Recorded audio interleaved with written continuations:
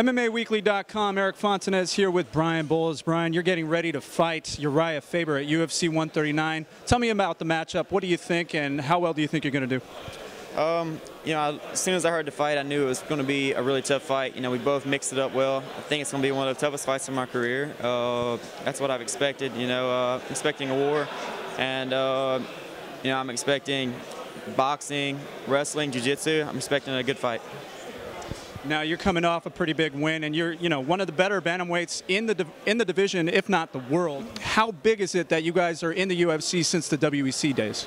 It's huge. You know, we wasn't getting a lot of exposure as the WC. You know, they're starting off, kind of building it up, but now we've combined it, and you know, it's our time to shine. You know, we either got to put up or shut up now. You know, and I think we're doing a good job. You know, a lot of WC guys are beating the UFC guys in a lot of matchups. You know, and yeah, I think it's just really huge for us to be with UFC now.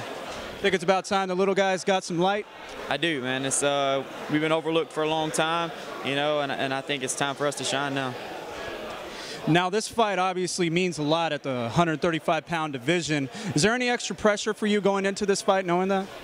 I mean, there's always a little added pressure when you come into a big fight, but you know, I always talk to my manager. Like I was talking to him the other day, and he goes, "Well, this is a big one. You got to win this one, don't you?" And it's like, and I was like, don't you always say that to me? And it's like, well, you got to win all your fights, right? That's what I was saying. It's like, so there's no one that's any more important than the other. You got to win them all. If you don't win them, then you're back at the bottom. So you know, I wouldn't say one fight's more important than the other. They're all important.